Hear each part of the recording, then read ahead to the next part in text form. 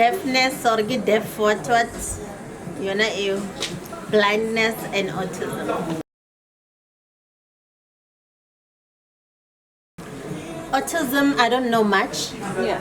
Guyana, maybe it's because I don't have a kid maybe who suffers from it. Yeah. But what I know is that the kids that have autism, they are finding it hard to relate with other kids in terms of they can't do things that normal kids can do. Okay. And then also they have their way of seeing things other than the normal kids Yes. do. Yes. Okay. I have a friend who Yeah. has a child who has autism. Like that child will be with him and he can tolerate he can tolerate the situation or where he is for a certain period and then he gets irritated. So even if when he's in the car at some point we have to stop and then the mother will have to do something to just make sure that he doesn't stay in that state of mind for long. And then also like those kind of things. So yeah.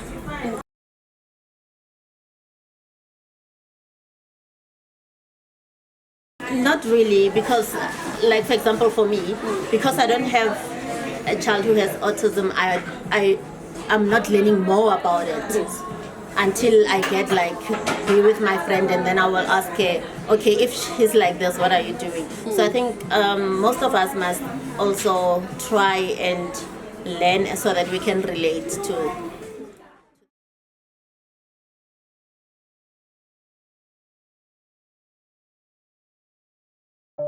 Not a disability, but a ability.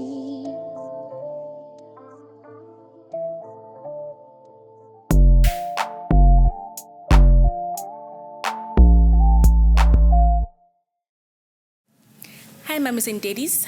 Welcome to Not a Disability but Ability podcast, brought to you by Saints Cloud. So you can find them in Atteridgeville at Nkomo Mall. So today we're all about talking about disability, educating, making sure that we address anything and anything disability. So with this first segment, we're going to address autism. We're going to talk about autism spectrum disorder.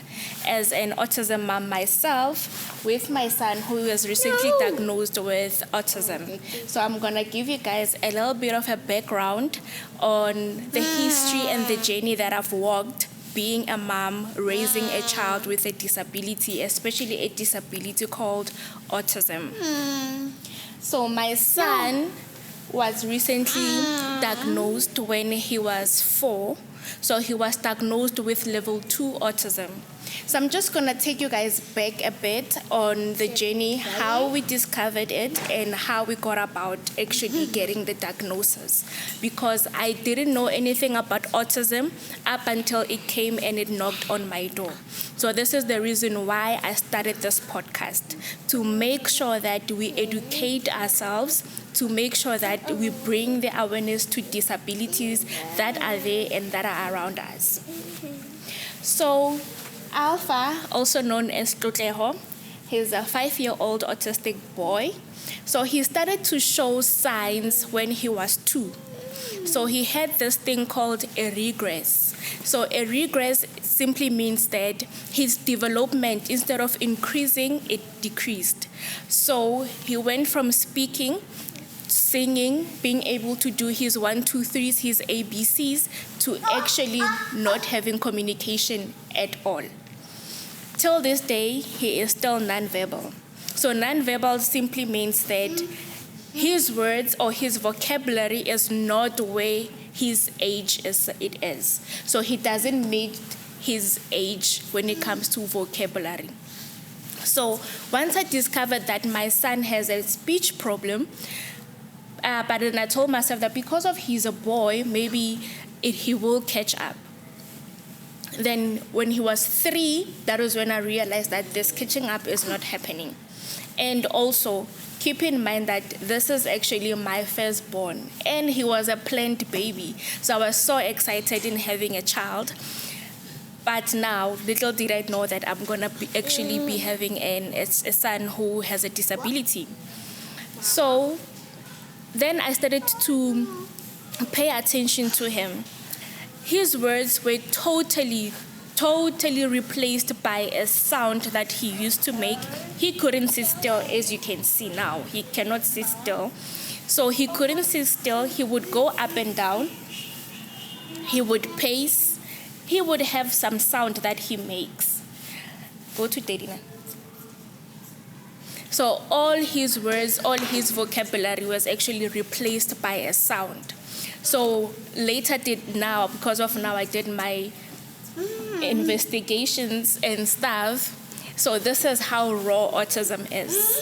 This is how an autistic child actually behaves. So for someone who doesn't know, he will take it like this is a naughty child. This is not a naughty child. This is someone who actually has a disability. So then I decided to take my child for speech therapy because my concern was his vocabulary.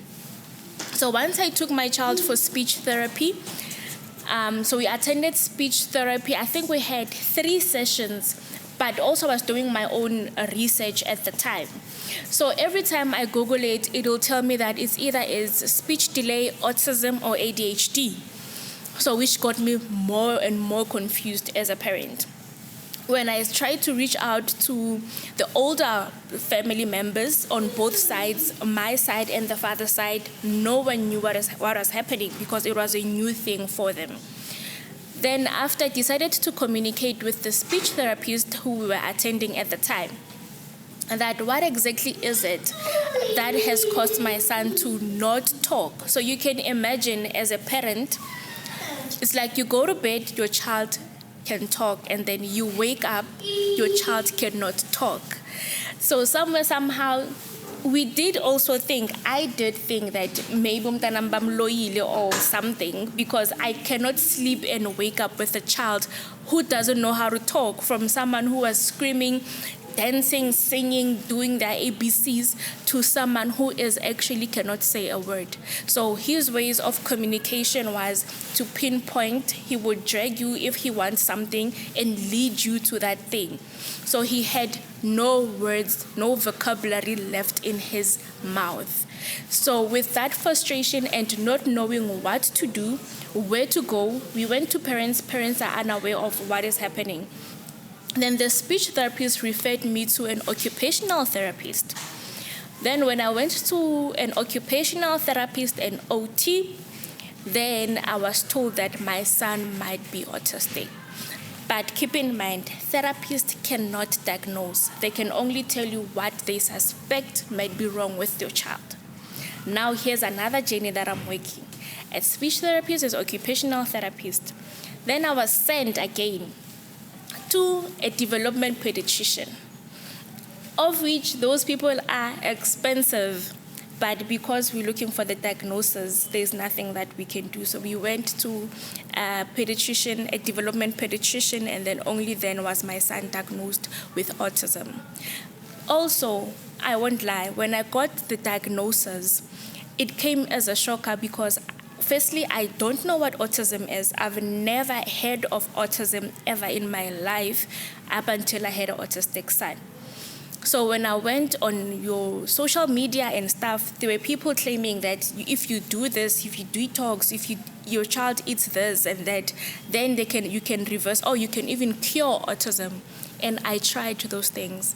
I wasted so much of my money trying to cure my son, up until I did thorough investigation and I educated myself on what exactly autism is.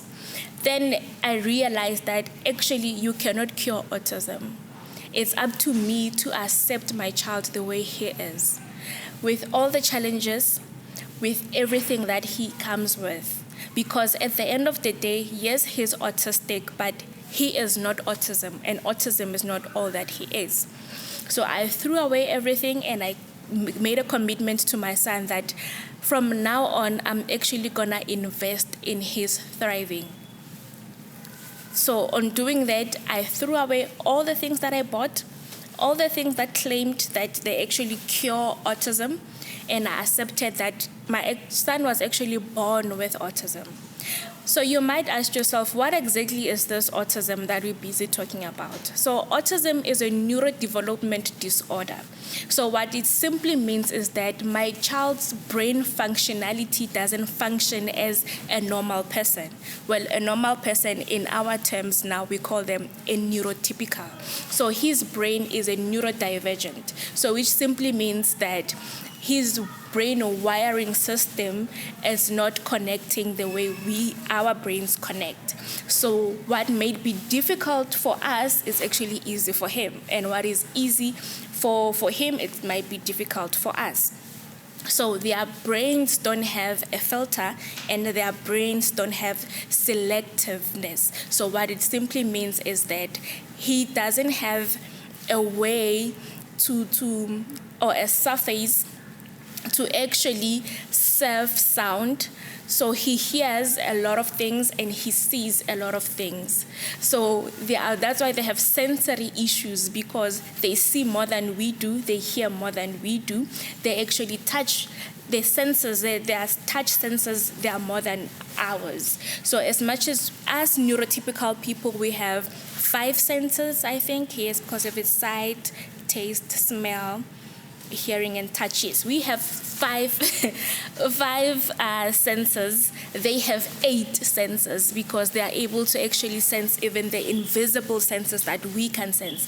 So I had to actually educate myself on that. By doing so, I managed to understand my son better, to actually get to know my son on a deeper level. And I got to understand that yes, he may not be able to say a word, but I truly understand what he's saying. So he speaks without words. That is actually what it simply means. So getting an early intervention is very important because it teaches your child how to thrive from an early age, and it gives your child a chance to actually thrive and be that fitting puzzle within society. I know, yes, raising a child with autism has its own challenges. Firstly, it's the finances. It's very expensive because an autistic child attends 3 or 4 therapy sessions, different therapy sessions, which they cost money. And if they don't cost money, even if you go to the public side of it, they cost time. So you might find that there's people who are still waiting for diagnosis, who have been waiting for like 3 or 2 years. And autism is still something which is new, especially in our Black community. It's actually new because now we know the term of it, but it has always been there. So people have that thing that maybe it's the vaccines, or maybe you were drinking when you were pregnant, that's why your child is like this.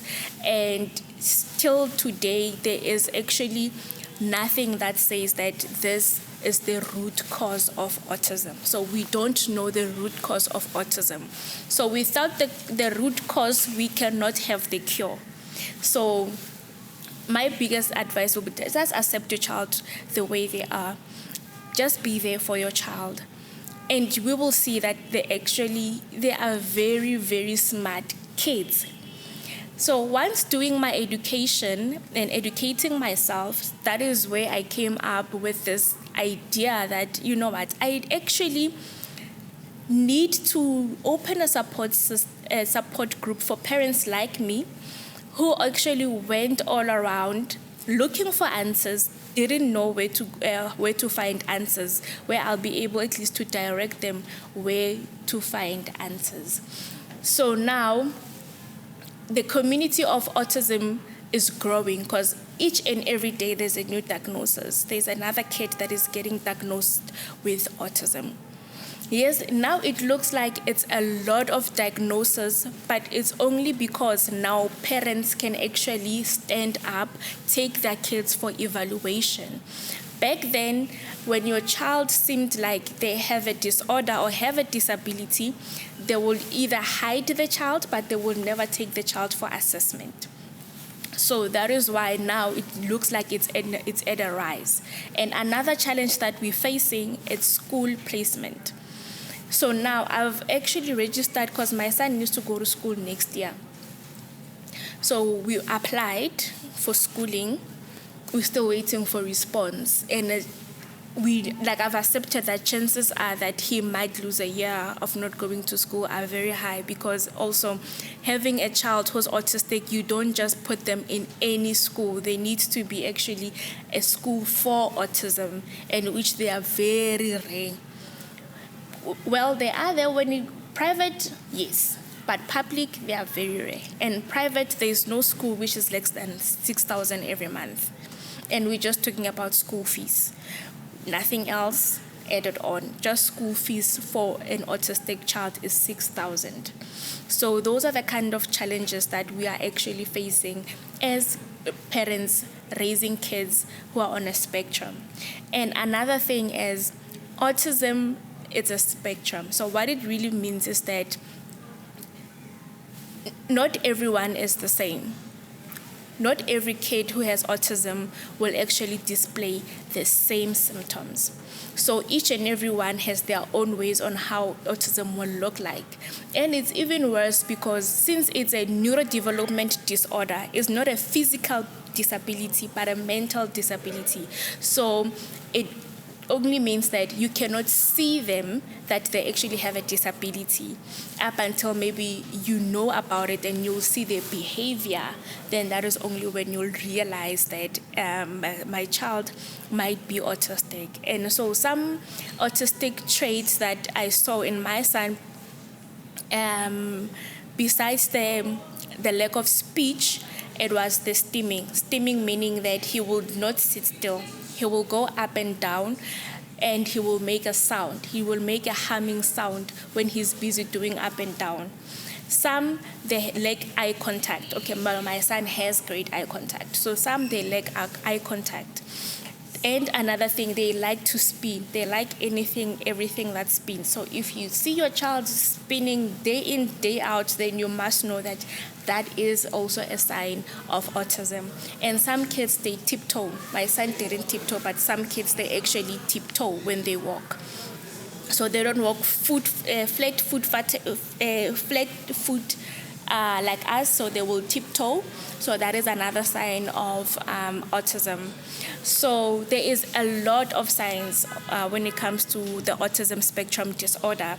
So it's just unfortunate that you will need to actually pay attention to the child and make sure that you see the child's behavior and characteristics. So some delays are actually there. It's not that we are very much aware that every kid reach their own milestones at their own given time, but there are some milestones which are given that a child who is maybe 3 or 4 should be able now to be saying a full sentence. So if your child is lacking in that, then that is where you need to go and get intervention. And early intervention is very much important. And also there's 3 levels into autism. There's level 1, level 2, and level 3. So all these levels, they just depend on how hard is the autism on your child. So, and also, so it's actually, the 3 levels are actually there to show or to give direction to a therapist on how much support does the child need. And also, having a child who's autistic means socially they are antisocial beings. So they don't like to play with other kids. So if you see your child isolating themselves, sometimes it doesn't necessarily mean that the child is an introvert. It just means that the child doesn't know how to actually engage with other kids. So that is another thing that we need to pay attention to as parents. So having a child on a spectrum, yes, it has its own challenges. Yes, it has its own ups and downs because they barely sleep and so forth. But nothing beats therapy. Nothing beats therapy. I repeat, nothing beats therapy. Therapy is number one. Get your child into therapy because, one, they don't sleep because their brains cannot shut down. So you need to make sure that your child's brain is able to shut down. But how are you going to do that without actually the intervention that is needed? Because you can imagine that now you are trying to sleep, but your child is not sleeping. So that means you don't sleep. And if you don't sleep, then you are unable to actually take care of the child. So we need to make sure that we get early intervention for our kids. And we need to just make sure that we love our kids. We accept our kids. Acceptance is key. I remember how I felt like when I've realized that you cannot actually cure autism. After I bought a lot of things trying to cure my child, I felt like that means I actually don't really completely love my child. Because if I love my child, I would accept my child the way he is and not try to cure him or change him. And I was changing him because of the fear of society, nothing else. So I decided that my life won't be dictated by fear and I won't be imprisoned by fear. So if there is someone that needs to know and needs to be educated, I will be the voice and I will advocate for autism. Because our kids are not behaving the way they behave because they want to or they are being disrespectful. It's just the way they see the world. It's just the way they take it a day at a time. I know I used to also be that parent who will actually look at the other parent in the mall when the child is kicking and screaming there, throwing a tantrum, and I will be like, where is the discipline?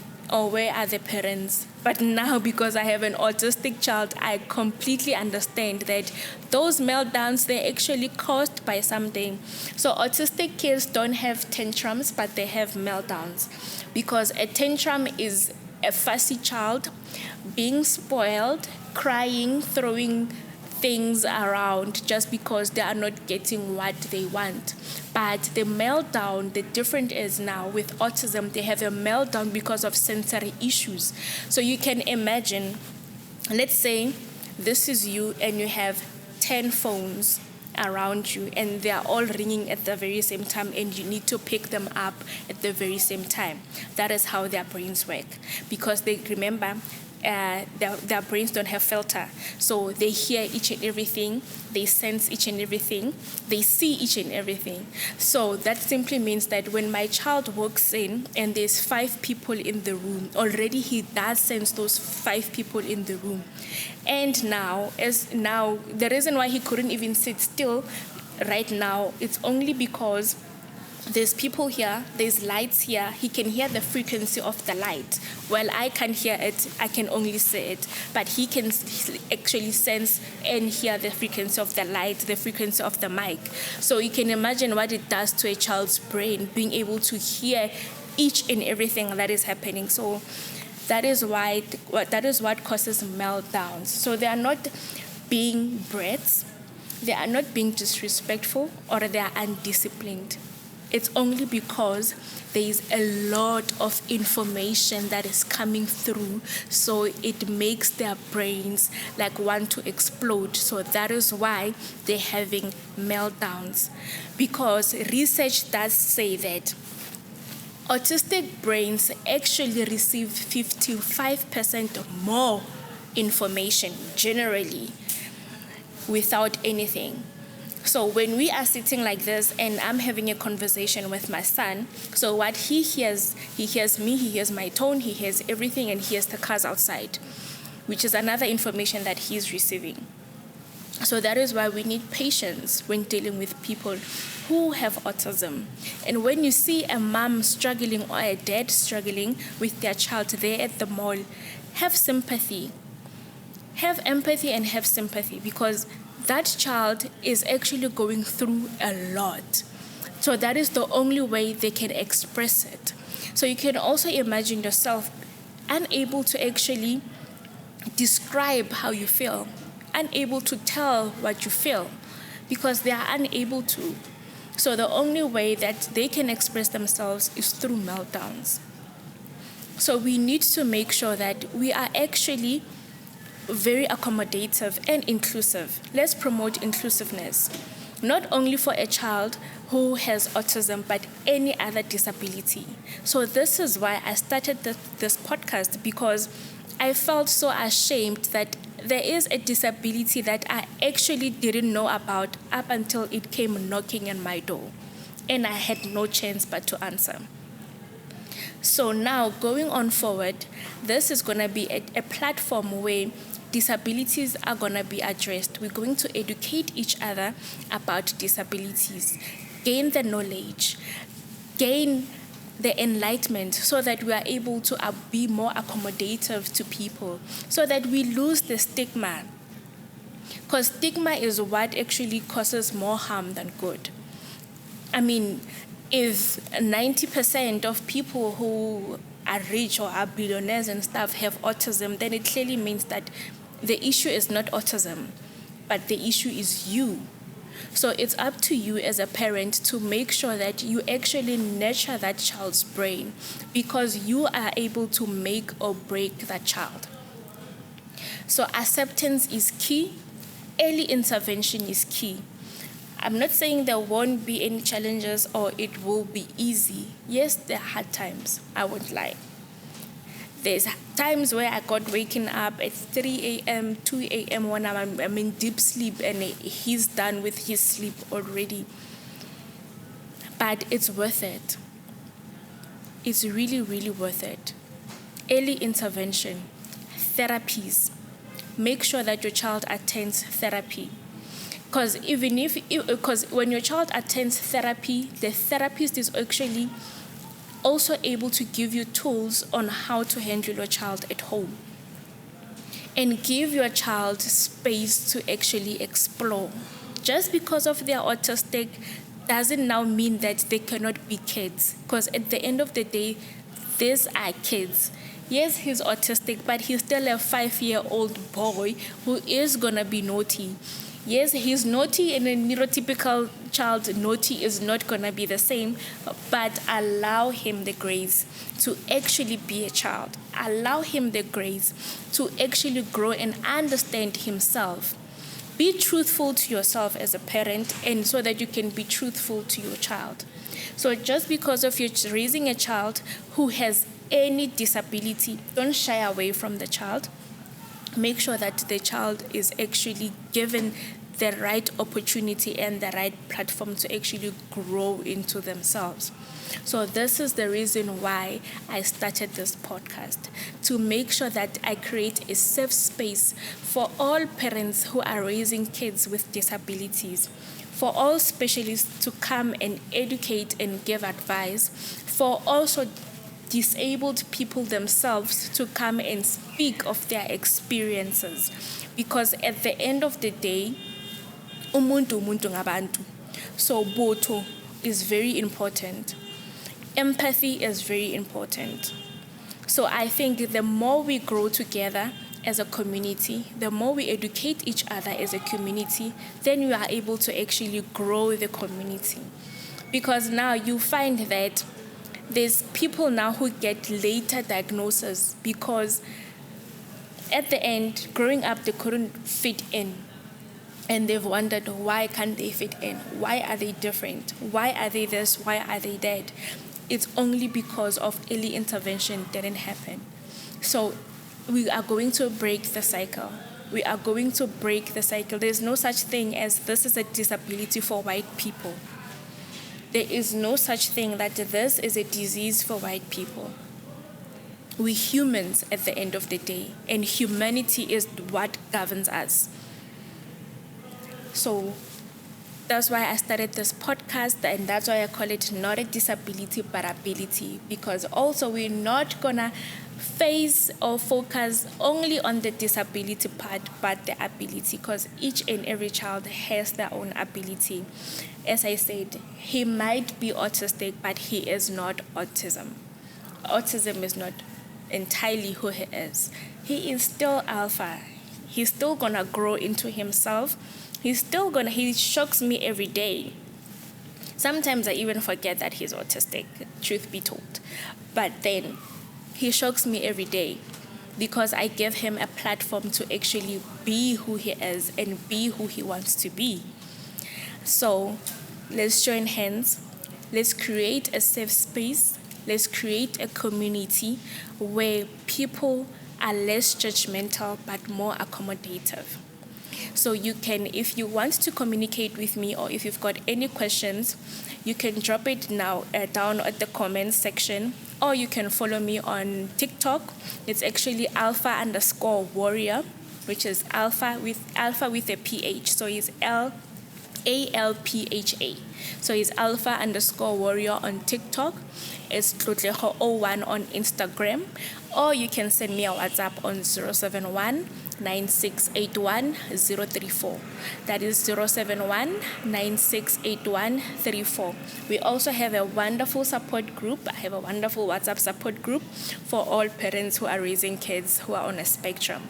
So if you've got any questions or anything, you can drop me a WhatsApp, or you can even drop me an email, notadisabilityparability@gmail.com. Thank you so much. I hope to see you guys again. Cheers. Bye.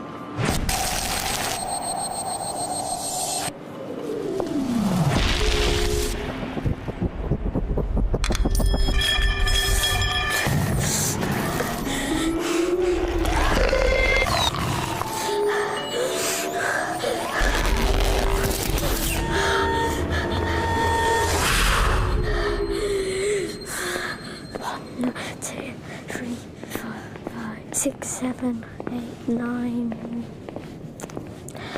Take my hand.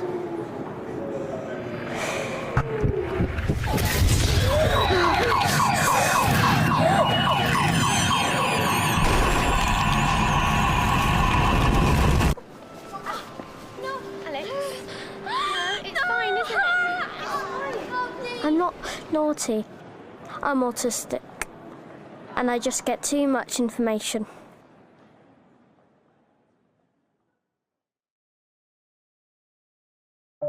Not a disability, but a ability.